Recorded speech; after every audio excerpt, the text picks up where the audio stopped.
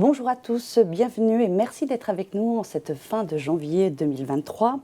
À mes côtés, je reçois avec plaisir Nuno Teixeira, membre du comité d'investissement de Natixis IM Solutions. Bonjour Nuno. Bonjour Caroline. Prudence toujours en ce début d'année, même si les marchés actions affichent une amélioration des plus surprenantes. La politique de restriction monétaire des banques centrales serait-elle vaine? C'est ce que nous allons étudier dans notre première partie.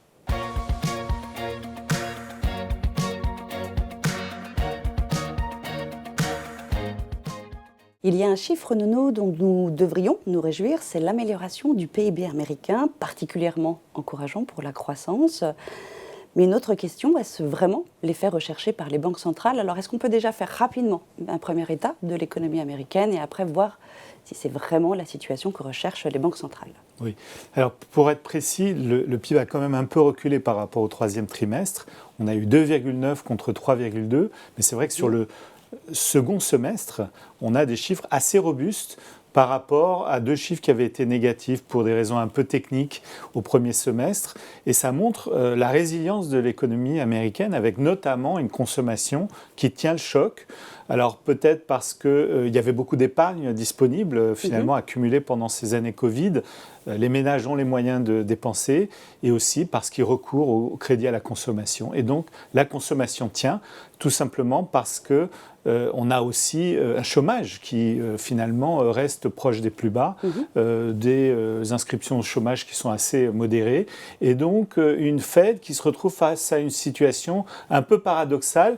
Elle serre la vis au cours des derniers mois, depuis le mois de juin, et finalement depuis 3 mois, les conditions financières s'améliorent. On pourra peut-être revenir sur ce que sont les conditions financières. Tout à fait. En fait, les conditions financières tiennent compte à la fois des taux à long terme et à court terme. Alors, les taux à court terme ont monté, mais les taux à long terme, depuis quelques mois, ont tendance à rebaisser.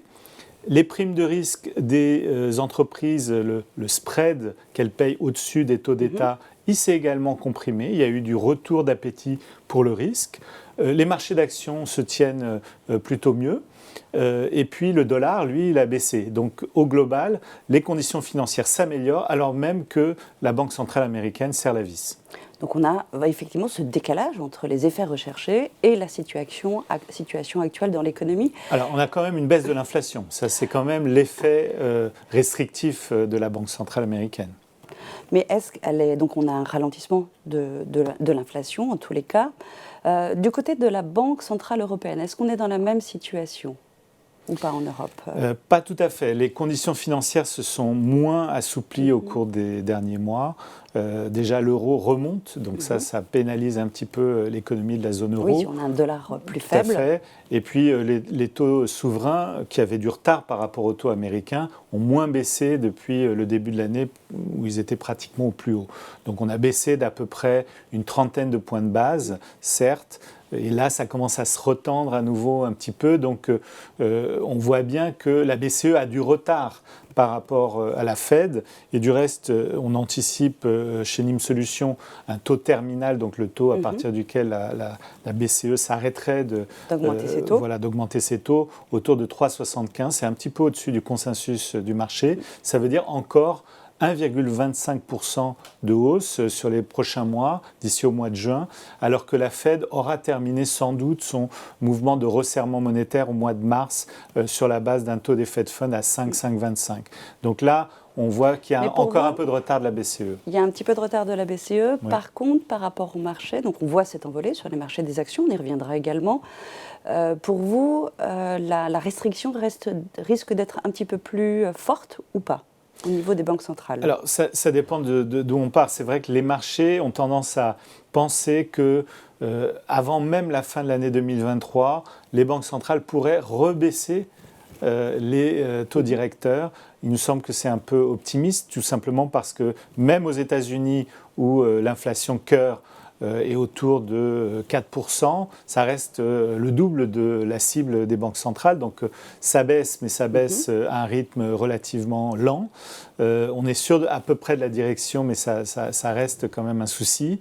Et les salaires augmentent de manière encore relativement forte. Donc on peut avoir des effets de second tour. Et puis il ne faut pas oublier une chose, c'est qu'on a encore, en Europe par exemple, on le voit dans la distribution alimentaire, beaucoup de producteurs qui annoncent des hausses de prix à 2 chiffres pour ce début d'année. Donc on risque d'avoir encore une inflation en zone euro qui sera relativement persistante, et donc une BCE qui aura du mal à baisser ses taux avant la fin de l'année 2023. Et d'ailleurs, le discours de Christine Lagarde et d'un certain nombre de banquiers centraux est quand même toujours à la fermeté, en indiquant que vraisemblablement, il faut que le marché croit à la détermination de cette banque centrale de vouloir juguler l'inflation comme première priorité.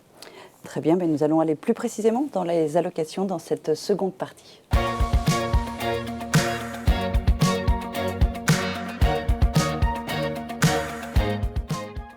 Donc nous avons parlé de l'affaiblissement du dollar, qui est une bonne nouvelle pour les pays émergents. Il y a aussi l'ouverture de la Chine, dont on parle beaucoup actuellement. Donc comment est-ce que ça chamboule un petit peu le panorama que l'on avait jusqu'à maintenant ? Alors c'est une dimension qui est plutôt favorable pour les entreprises européennes. Les entreprises européennes ont une part de leur chiffre d'affaires à l'étranger et hors d'Europe qui est plus importante que leurs homologues américaines. Et donc elles bénéficient beaucoup plus de la reprise de l'économie chinoise, qui est encore attendue. Pour l'instant, on sort à peine de la politique zéro Covid, puis de la diffusion de l'épidémie. Donc bon, mais tout le monde sait bien que dans les semaines à venir, une fois que l'essentiel de la population aura été finalement contaminée par un virus qui est moins létal que les premiers variants, eh bien, on va voir l'économie chinoise repartir.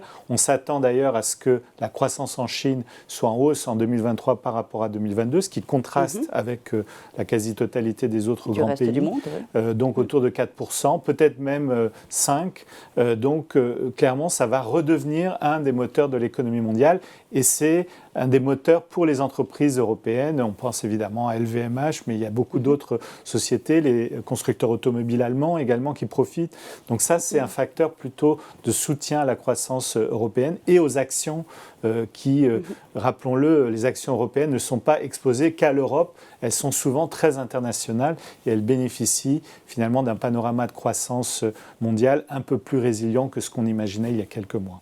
Donc si on reste sur la partie action de l'allocation, aujourd'hui, vous êtes plutôt dans quelle zone géographique ? Alors, on a effectivement repondéré un petit peu les actions émergentes à cause de la Chine. La Chine représente une bonne part de l'indice émergent et profite également à un certain nombre d'autres pays émergents. On peut penser aux grands producteurs de matières premières qui vont bénéficier de la relance de l'économie chinoise.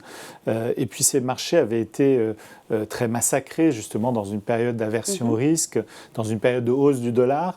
Et là, avec l'affaiblissement du dollar plus la reprise chinoise, on est dans un contexte beaucoup plus favorable, d'autant plus que ces pays-là avaient déjà pris de l'avance sur leur politique monétaire. Le durcissement, il datait de 2021, début 2022. Pour eux, c'est derrière eux. Voilà, pour eux, c'est derrière eux. Pour nous, c'est encore un petit peu à parfaire. Donc, on revient sur les pays émergents, plutôt l'Asie.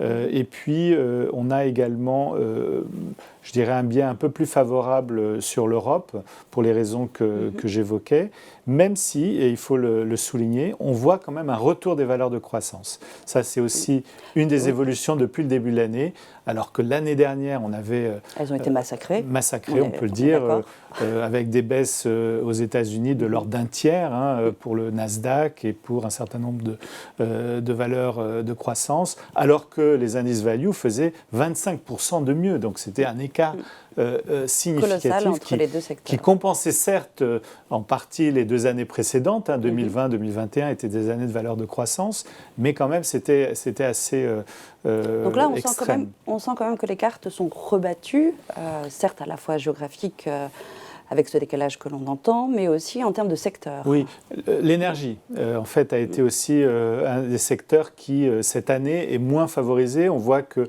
les prix du pétrole, certes, se reprennent un petit peu, mais ont l'air de se stabiliser. Il n'y a plus cette espèce de stress qu'on avait.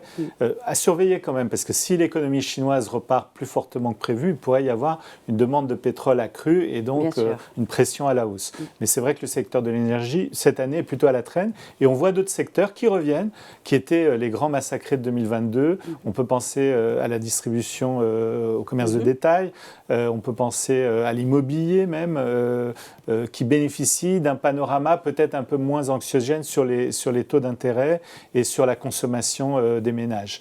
Les biens de consommation durable aussi, parce que si on n'est plus dans un scénario de récession automatiquement, il faut se rappeler là aussi qu'il y a quelques mois, on était plutôt, bon, la récession, on est sûr d'y aller, là.